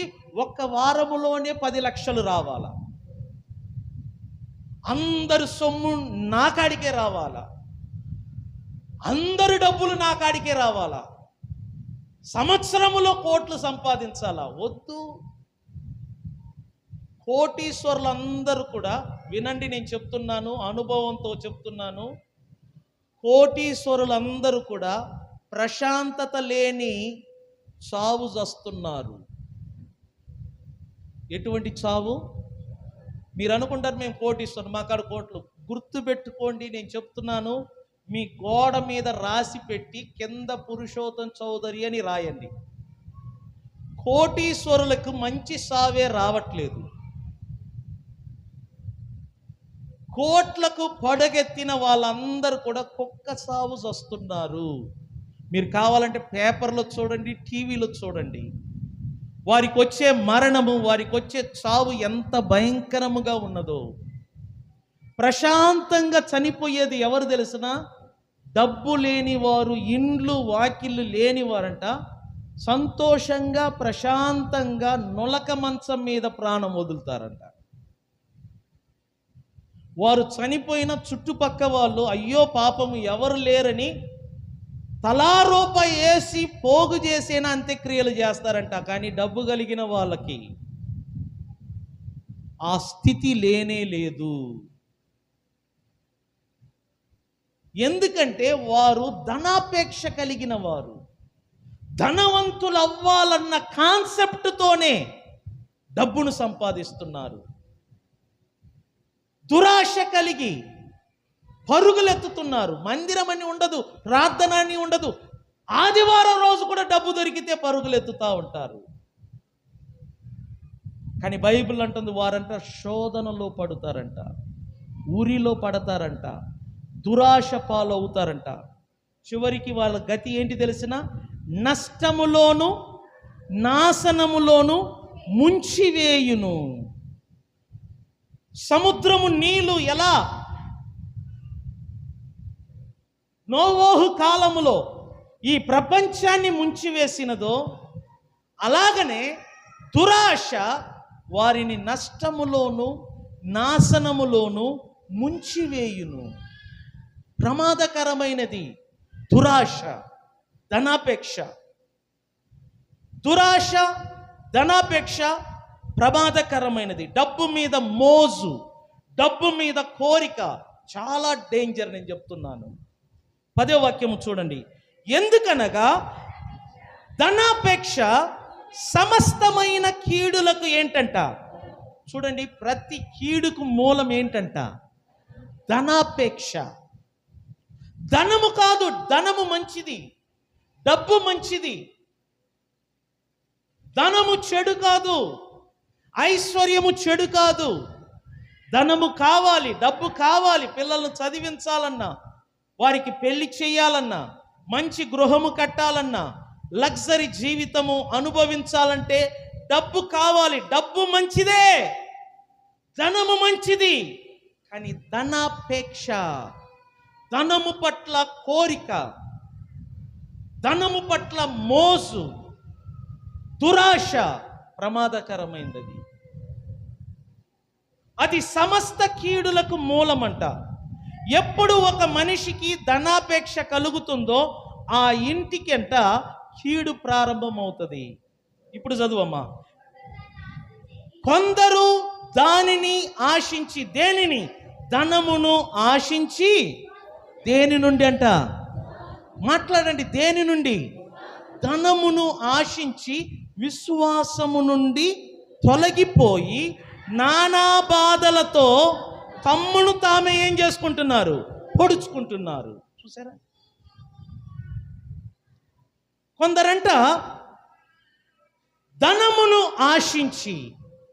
చూడు, నేను పోయిన ఆదివారం శుక్రవారం రండేని రాలేదు. నేను ఒకటే చెప్తున్నాను, స్త్రీలు శుక్రవారము రాని స్త్రీలు మీరు జ్ఞానవంతురాలు అనుకోగాకండి. బైబిల్ అంటుంది 3 రాళ్ళు కట్టిన ఇంటిని ఏం చేసుకుంటుందంట? ఊడ పెరుక్కుంటుందంట.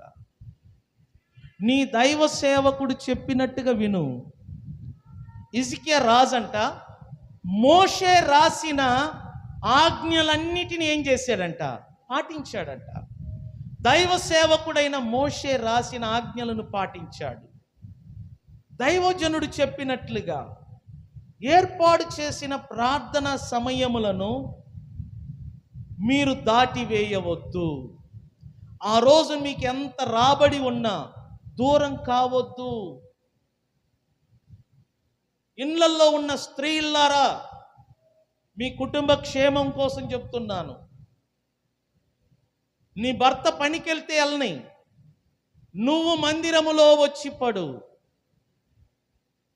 నీ భర్త కొరకు, నీ పిల్లల కొరకు, నీ కుటుంబము కొరకు కన్నీరు కార్చు. నువ్వు ఆ రోజు వెళ్ళి సంపాదించే డబ్బు వలన నీకు ఒరిగేది ఏమీ లేదు. అర్థం చేసుకో. వయస్సు పెరుగుతుంది, ముసలితనం దగ్గర పడుతుంది. నిన్ను నీ పిల్లలు చూస్తారో చూడరో కొద్దిగా అర్థం చేసుకో. నీకొచ్చే కోడలు నిన్ను చూస్తుందో చూడదో ఒక్కసారి నీ జీవితం గుర్తు చేసుకో. మీ అత్తమామ నువ్వు చూసావా నీ కోడలు నిన్ను చూడటానికి? ఒకవేళ దేవునిలో ఉంటే, దేవుని మాటలు వింటూ నిన్ను నువ్వు సరి చేసుకుంటే, దేవుడు నీకొచ్చే కోడలు మనసులో నీ మీద మంచి ప్రేమను పుట్టిస్తాడు. అర్థం చేసుకో ఎందుకు చెప్తున్నాను.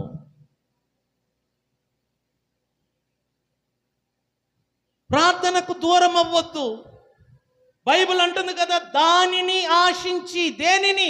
ధనమును ఆశించి. చెప్పండి, ప్రజలు ఏమవుతున్నారంట?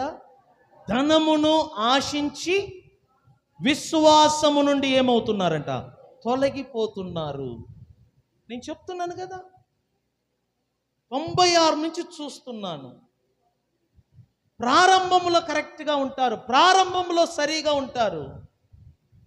ఆర్థికం పెరిగే కొలది మందిరానికి దూరం అవుతూ ఉంటారు, ప్రార్థనలకు దూరం అవుతూ ఉంటారు, అసలు కనబడరు.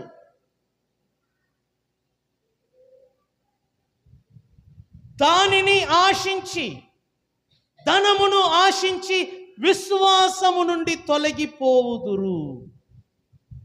అందుకే యేసుప్రభు అన్నాడు, మనుష్య కుమారుడు వచ్చినప్పుడు ఏమి కనుగొనునా అని అనుమానముతో చెప్పాడు. అంటే ప్రజల్లో ఏముండదంట, రాను రాను విశ్వాసం తగ్గిపోతుందండి ప్రజల్లో. రీజన్ ఏంటంటే, ధనమును ఆశించి విశ్వాసము నుండి తొలగిపోతున్నారు. అందువలన వాళ్ళు ఏదైనా సుఖంగా ఉంటారా? లేదు. బైబిల్ అంటుంది నానా బాధలు. ఏంటంట చెప్పండి? ఆ కుటుంబం ఎలా ఉంటుందంట? నానా బాధలతో తమ్మును తామే ఏం చేసుకుంటారంట? పొడుచుకుంటారు. ఆ కుటుంబంలో అడుగు పెడితే రకరకాలైన బాధలతో బాధపడుతూ ఉంటారు.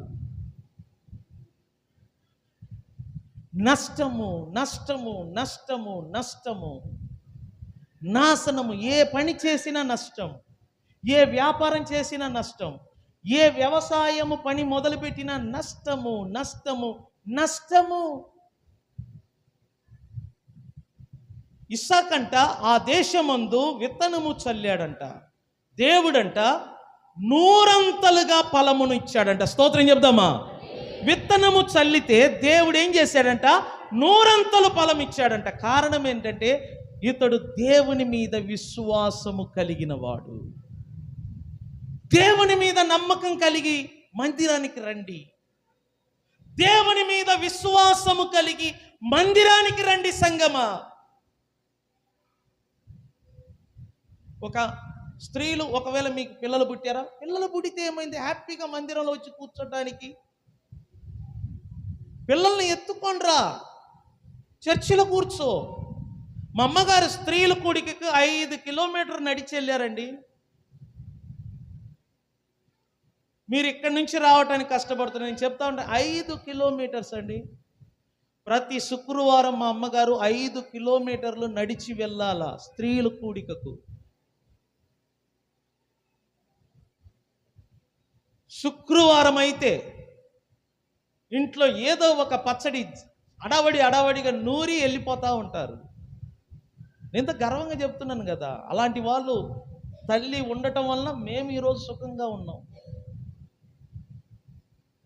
మీరు ఏదేదో చెప్తూ ఉంటారు, కిలోమీటర్ ఉంటుంది, ఒక ½ కిలోమీటర్, ఎంత ఒక పర్లాంగ్ దూరం, 100 అడుగుల దూరం కూడా ఉండదు రావటానికి.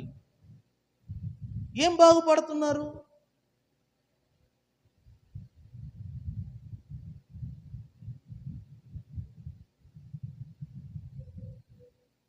రేపు నీ పిల్లలు నీ గురించి చెప్తారా? స్త్రీల కూడికకు రావటానికి స్త్రీలైన మీకే కష్టంగా ఉందంటే పురుషులు ఎలా వస్తారు? ఆదివారం రోజు ఒక్కసారి అర్థం చేసుకో.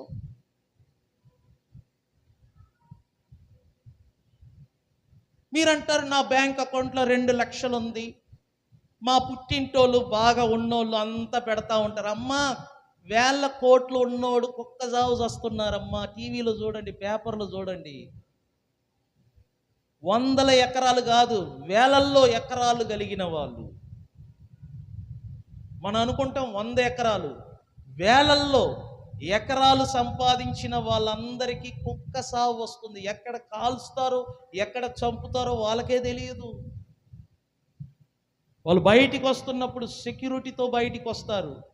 వారు పాస్కి వెళ్ళాలన్నా సెక్యూరిటీతో పాస్కి వెళ్ళాలా, దొడ్డికి వెళ్ళాలన్నా సెక్యూరిటీ, ఏదైనా తాగాలన్నా ఒకడు టేస్ట్ చూసి ఇవ్వాలా. మనం అనుకుంటున్నాము డబ్బు గల్లవాళ్ళు గొప్పవాళ్ళు. వాళ్ళంతా దౌర్భాగ్యమైన జీవితం ఈ ప్రపంచంలో ఎవరికి ఉండదు. అసలు మీరు విజయవాడ పట్టణంలో వెళ్ళండి, ఇల్లు వాకిలి లేకుండా పరదాలు కట్టుకొని ఎంత హ్యాపీగా నిద్రపోతారో తెలిసిన? ఒక కాళ్ళు తూర్పు, ఒక కాళ్ళు పడమర విసురుతారు. ఫ్యాన్ ఉండదు, దోమలు, అయినా వారికి ఏమనిపించదు. కళ్ళు మూస్తే సుఖంగా నిద్రపోతారు. రైల్వే స్టేషన్ సైడ్ పోయి చూడండి. డబ్బున్నోళ్ళ పరిస్థితి ఏంటి? ఆ ఇంట్లో పనివాడు ఎప్పుడు చంపుతాడో, భార్య ఎప్పుడు చంపుద్దో, కొడుకు ఎప్పుడు చంపుతాడో, కోడలు ఎప్పుడు చంపుద్దో, ప్రతిదీ భయము భయము భయము. వాళ్ళు చూడు, కడుపు నిండా తింటారు, వారికి ఏ భయం ఉండదు, ప్రాణ భయం ఉండదు. కడుపు నిండే వరకు తింటారు, వాళ్ళకి ఏ రోగాలు కూడా రాదు. వాళ్ళకి ధనాపేక్ష లేదు, దోచుకోవాలి, ఇతరుని కొల్లగొట్టాలి, ఆ కోరిక ఉండదు. ఎక్కడ పడితే అక్కడ పడతారు, నిద్రపోతుంటారు. నేను అప్పుడప్పుడు చూస్తూ ఉంటాను, చింత చెట్టు కాడికి వచ్చి పండుకుంటారు. మన కుటుంబం దరిదాపు 10 రోజులు ఉన్నారు. చిన్న చిన్న డేరాలు వేసుకున్నారు, లోపల చిన్న లైట్ పెట్టుకున్నారు. పండుకునేటప్పుడు సెల్ ఫోన్ ఆన్ చేసుకున్నారు. సినిమాను సీరియల్లో లోపల పండుకొని చూస్తుంటే నాకు అనిపించింది, ఏం జీవితం రా బాబు. నాటుకోళ్ళు వాళ్ళు కోసుకునేది, చేపలు, ఇల్లు లేదు, వాకిల్ లేదు, చింత చెట్టు, డేరాల క్రింద హ్యాపీగా నిద్రపోతున్నారు.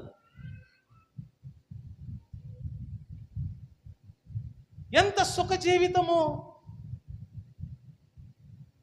మన ఇంట్లో వండిన అన్నం తినాలంటే భయం, కడుపు నిండా తినము మనము. భయము, తింటే రోగం వస్తుంది, తింటే తొందరగా చచ్చిపోతాం. భయము భయము భయము భయము. భయము ఎప్పుడు వస్తుంది తెలిసిన?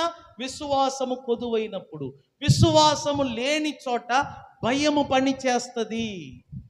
విశ్వాసము ఉన్న చోట భయం అనే మాటే వినబడదు.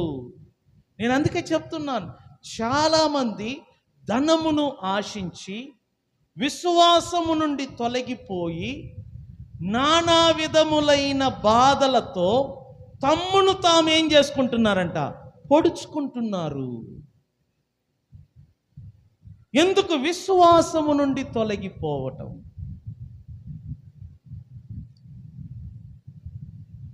విశ్వాసము నుండి ఎప్పుడు ఒక మనిషి తొలగిపోతారో చర్చికి దూరం అవుతారు. వారిని కనిపెట్టండి, అన్ని అలవాట్లు, అన్ని చెడు అలవాట్లు వాళ్ళకు వస్తాయి. చివరికి వారి గతి ఎలా ఉంటుందంటే అతి ఘోరముగా ఉంటుంది, ఘోరముగా ఉంటుంది. సంగమా, అర్థం చేసుకో, ఈ చివరి రోజుల్లో మనకు విశ్వాసము కావాలి. పౌలు అంటాడు, మంచి పోరాటము పోరాడము, విశ్వాస సంబంధమైన మంచి పోరాటము పోరాడము. విశ్వాసము కావాలి, విశ్వాసము కొరకు ప్రయాసపడాలి, విశ్వాసము కొరకు పరుగులెత్తాలి. విశ్వాసము అభివృద్ధి పరుచుకోవటానికి బైబిల్ చదవాలా, దేవుని మాటలు వినాలా. ఎందుకంటే యేసు ప్రభు చెప్పారు, కుమారి నీ విశ్వాసమే నిన్ను స్వస్థపరిచెను. ఆమెను ఏది బాగు చేసిందంట? విశ్వాసము. ఈ చివరి రోజుల్లో వినబడని తెగుళ్ళు వస్తున్నాయి. ఘోరమైన తెగుళ్ళు, ఘోరమైన రోగాలు, ఘోరమైన వైరస్సులు పుట్టక వస్తుంది. నువ్వు ఎంత జాగ్రత్తగా ఉండు, నువ్వు ఎంత డైటింగ్ చేయి, నువ్వు ఎంత ట్రీట్మెంట్ అయినా తీసుకో, వైరస్ నిన్ను విడిచిపెట్టదు. ఇలాంటి తెగుళ్ళతో నిండిపోతున్న ఈ లోకములో దేవుని బిడ్డలైన మనము సంతోషంగా ఆరోగ్యంగా బ్రతకాలంటే హిజ్కియా వలె దేవుని యందు విశ్వాసము కలిగి జీవించాలి. ఈ చివరి రోజుల్లో మీకు విశ్వాసము అవసరం. సంఘ బిడ్డలు, మీకు విశ్వాసం అవసరం. ఒక దైవజనుడుగా నేను చెప్తున్నాను, మీకు విశ్వాసం అవసరం. లేదు, నాకు విశ్వాసం అవసరం లేదు, డబ్బే నాకు అవసరం అని డబ్బును ఆశించి విశ్వాసము నుండి నువ్వు తొలగిపోతే నీ కుటుంబములో నానా బాధలు నువ్వు చూస్తావు. నానా బాధలతో నిన్ను నువ్వు పొడుచుకుంటావు. నాశనము, నష్టము నీ కుటుంబములో కనబడుతుంది. విశ్వాసము కొరకు ప్రాకులాడండి. విశ్వాసమును అభివృద్ధి పరుచుకోవటానికి మందిరానికి పరుగులెత్తండి. స్త్రీలు, నేను సీరియస్గా చెప్తున్నాను, తెగుళ్ళు విస్తారంగా వస్తున్నాయి. మందులు కూడా పని చెయ్యవంట. అటువంటి తెగుళ్ళు, అటువంటి రోగాలు పుట్టక వస్తున్నాయి. రోజుకొక తెగుళ్ళు, రోజుకొక రోగాలు, రోజుకొక వైరస్ పుట్టక వస్తుంది. ఒక వైరస్ నుండి కాపాడుకోవాలంటే మరొక వైరస్ కొత్తగా పుట్టక వస్తుంది. రానున్న సంవత్సరము, ఇక రాబోయే కాలాలన్నీ కూడా భయము, భీతితో నిండి బ్రతికే కాలాలు. అందువలన దేవుని మీద విశ్వాసము కలిగి ఆయన సన్నిధికి పరుగులెత్తండి. మీకు మంచిది చేస్తాడు, మీ కుటుంబానికి మేలు చేస్తాడు, మీ పిల్లల జీవితానికి మేలు చేస్తాడు. మీ పిల్లలకు కూడా చెప్పండి.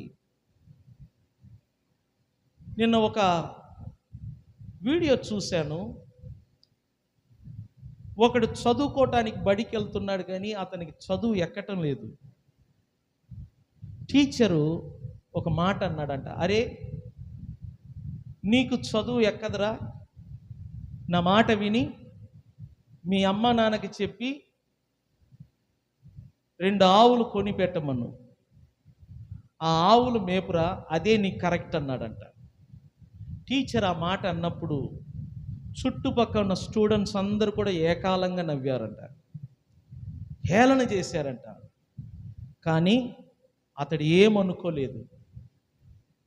దేవుని మీద అతనికి విశ్వాసం ఉంది, దేవుని మీద అతనికి భయం, భక్తి ఉంది. చదువు అవ్వలేదంతే. టీచర్ చెప్పిన ఆ మాటను సీరియస్గా తీసుకున్నాడు. నేరుగా ఇంటికి వెళ్ళాడు. వాళ్ళ అమ్మ నాన్నతో చెప్పాడు, నాకు చదువు రావటం లేదు. టీచర్ ఒక సలహా ఇచ్చారు. ఆయన సరదాగా ఇచ్చాడా, జోక్గా చేశాడా నాకు తెలియదు, కానీ నేను మాత్రం సీరియస్గా అడుగుతున్నాను, నాకు 2 ఆవులు కొని పెట్టమని. అరే నీకేం పోయే కాలం వచ్చిందని తల్లిదండ్రులు అన్నారు. కానీ ఆ యవనస్తుడు సీరియస్గా అడిగాడు. వాడి మాట కాదనక తల్లిదండ్రులు 2 ఆవులు కొని పెట్టారు. ఆ 2 ఆవులను నమ్మకంగా మేపాడు. కొన్ని సంవత్సరం అయిన తర్వాత 2 ఆవులు 20గా మారింది. 20 ఆవులను చాలా నమ్మకంగా మేపాడంట. పూర్తిగా లీలమైపోయాడు. 20 ఆవులు 300 ఆవులుగా మారిందంట. అతను ఏమన్నాడు తెలుసునా? నా నెల రాబడి 15 లక్షలు. చేతులు పైకెత్తి స్తోత్రం చెప్పండి. టీచర్ కూడా 15 లక్షలు జీతం తీయలేడు. నాకు ఈ మాట, ఇది నిజంగా జరిగింది తమిళనాడులో. నెలకు 15 లక్షలు సంపాదిస్తున్నాడు ఆవులు మేపే ఒక కాపరి. ఎంత? నెలకెంత? ఎంత? నెలకి ఎంత సంపాదిస్తున్నాడు?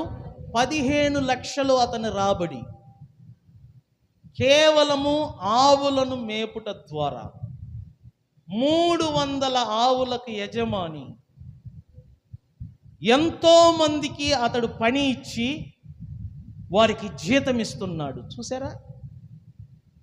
నేను నమ్మనండి, చదువుకొని గవర్నమెంట్ జాబ్, నాకు ఈ నమ్మకాలు లేవు. నేను ఒకటి నమ్ముతాను, మనం ఏ పని చేసినా నమ్మకంగా సిన్సియర్గా చేస్తేనంట అభివృద్ధి అవుతాం. నేను మా పిల్లలకి అదే చెప్తా ఉంటా, బీటెక్ ఇవన్నీ వద్దురా బాబు. మొన్న మా తోడల్లుడు చెప్తా, పాపకుని ఏదైనా జాబ్ ఇవన్నీ వద్దు, ముందు వాళ్ళు లైఫ్ అంటే ఏంటో అర్థం చేసుకోండి, జీవితం అంటే ఏంటో గ్రహించాల, దేవుడు అంటే ఏంటో గ్రహించాల, నమ్మకము విశ్వాసముతో బ్రతకటం. దాని అర్థం ఏంటి తెలిసిన? దేవుని మీద ఆధారపడటం. ఇది నేను నేర్చుకున్నాను.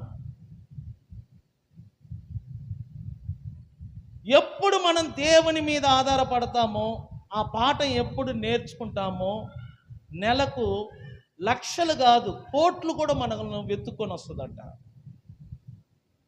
చూడు, చదువు లేని వాడు 2 ఆవులు కొని పెడితే ఆ ఆవులను నమ్మకంగా మేపాడు. నిదానంగా 20 అయింది. 20 ఆవులను మేపాడు, 300 ఆవులుగా మారింది. వాటి మీద వచ్చే పాలు రాబడి 15 లక్షలు. ఎంతోమంది పనివారికి అతడు జీతం ఇస్తున్నాడు. మీరు చేసే పని ఏదైనా సరే సోమవారం నుండి శనివారం వరకు నమ్మకంగా చేయండి, అది చాలు. నా మాట అర్థమైందా మీకు? మీరు చేసే పని సోమవారం నుండి శనివారం వరకు ఏం చేయండి. నేను అదే కదా చేసేది. చూడు, నేను ఎక్కడికి వెళ్ళట్లేదండి, 32,000 ఈఎంఐ కడుతున్నాను. మీరు కావాలంటే లెక్కేయండి, ఈరోజు స్త్రీలైనా పురుషులైనా లెక్కేయండి, ఈరోజు ఎంత సందా వస్తుందో. అంకులు లెక్కేస్తున్నారు, 70 మంది వస్తున్నారు, 170 మంది, 110 మంది. మీరు వేసే కానుకలు 32,000 అవుతుందా నెలకి? మరి నేను కడుతున్నాను 32,000 ఈజీగా. నాకేం కష్టం అనిపిలా. మళ్ళా పిల్లల మెయింటెనెన్స్, కుటుంబం మెయింటెనెన్స్, కరెంటు బిల్లులు, ఎలా?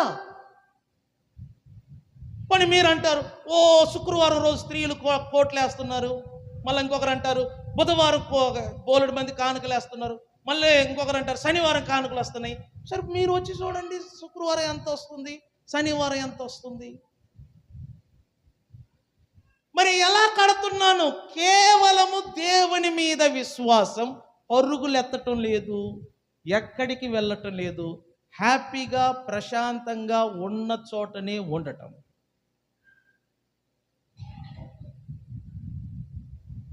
మీ నెలంతా జీతము నేను కట్టే ఈఎంఐ కూడా సరిపోదు. నేను చెప్తున్నాను కదా, రాబోయే 25వ తారీఖు ఈఎంఐ. ఇప్పటికే నేను 18,000 నా అకౌంట్లో భద్రంగా దాచిపెట్టాను. మళ్ళా సన్నికి నేను పంపించాలా, సన్నికి నేను ఫీజు కట్టాలా, మళ్ళా పాపని నేను MBA పంపాలా, ఆమెకు ఫీజు కట్టాలా. చూడు, ఈ ఖర్చులు ఇవన్నీ లెక్కేసుకుంటే ఇక్కడికి వచ్చే కానుకల కంటే ఎక్కువ అవుతుంది. మరి ఎలా? నాకు దేవుని మీద ఉన్న ఒక విశ్వాసం, దేవుని మీద నమ్మకం. దేవుడు ఇస్తాడు ఇస్తాడు ఇస్తాడు, ఇదే మైండ్ సెట్. ఆ మైండ్ సెట్ నా పిల్లలకు రావాలని నేను వాళ్ళు బీటెక్ ఎంటెక్ నెలకు 2 లక్షల జీతం ఇవన్నీ నాకు ఇష్టం లేదు. ఎందుకంటే ఇప్పటికే అమెరికాలో చాలా ఉద్యోగాలు మూయబడుతున్నాయి. అమెరికాకి వెళ్ళిన వాళ్ళందరూ బాధపడుతున్నారు. ప్రవచనాలు ఏంటంటే రాబోయే కాలంలో అమెరికా దేశం పతనం అవుతుంది, ఆర్థికంగా దెబ్బతింటది. నెక్స్ట్ గవర్నమెంట్ ట్రంప్ వస్తాడు. ట్రంప్ వస్తే మాత్రం నేను చెప్తున్నాను, ఇండియన్స్ అందరూ దరిదాపు తరిమివేయబడతారు. ఈరోజు ఉద్యోగాలు, డబ్బు, సంపద వీటిని నమ్మిన వారందరూ కూడా అది పడిపోయినప్పుడు ఉద్యోగాలు పోయినప్పుడు వాళ్ళ జీవితాన్ని వారు కాపాడలేకపోతున్నారు. అందుకే నేను చెప్తున్నాను, విశ్వాసములో ఎదగటం అలవాటు చేసుకోవాలా. రుచి చూడాల, దేవుడు ఇస్తాడు. లైఫ్లో ఒక్కసారైనా రుచి చూడాల, దేవుడు ఇస్తాడు. అప్పుడే మనకు అర్థమవుతుంది, దేవుడు ఇస్తాడు, నిజంగానే ఇస్తాడు. అర్థం చేసుకోండి, ఇది చివరి రోజులు. మనుషులకు ఇక నుండి మేలులు జరగవు. మనుషులకు ఇక నుండి ఎక్కువ బాధలు, కష్టాలు, శ్రమలు పెరుగుతూ ఉంటాయి. ఇటువంటి దినాలలో నువ్వు నేను సుఖంగా బ్రతకాలి అంటే దేవుని మీద మనం ఏం కలిగి ఉండాలా? చెప్పండి, ఏం కలిగి ఉండాలా? విశ్వాసము. ఈ విశ్వాసం ఒక్కటే నీ కుటుంబాన్ని, నీ పిల్లలను కాపాడుతుందని తెలియచేస్తూ ఈ సమయాన్ని ముగిస్తున్నాను. లేచి నిలబడదాం.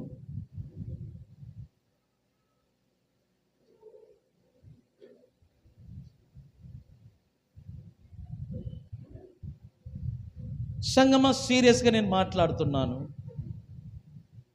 హిజ్కియా ఎక్కడికి వెళ్ళినా జయము పొందాడు.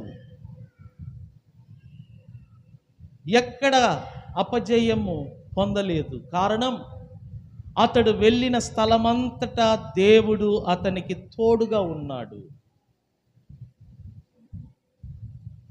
అతనికి ముందు, అతనికి వెనక ఉన్న రాజులు అతనితో సమమైన వారు కాదు. ఎందుకంటే అన్ని విషయాలలో హిజ్కియా జయము పొందాడు.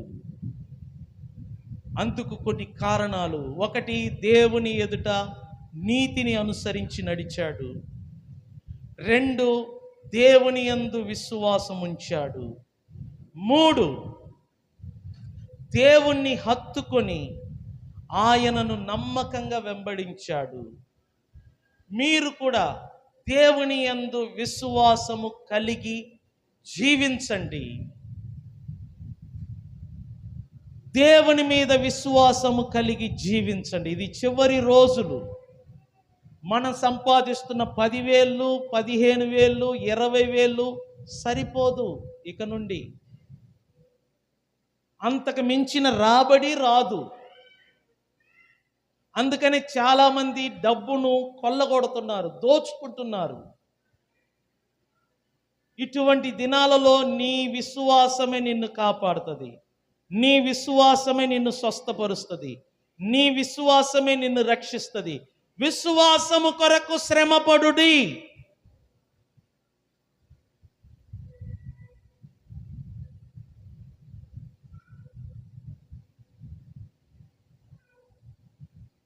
విశ్వాసము కొరకు శ్రమపడుడి. నా ఆస్తి విశ్వాసం అండి. అది నేను సంపాదించుకున్నాను. ఆ విశ్వాసము నన్ను పోషిస్తుంది, నా అక్కరలను తీరుస్తుంది, నా అవసరతలను తీరుస్తుంది. ఆ సీక్రెట్ తెలుసుకున్నాను.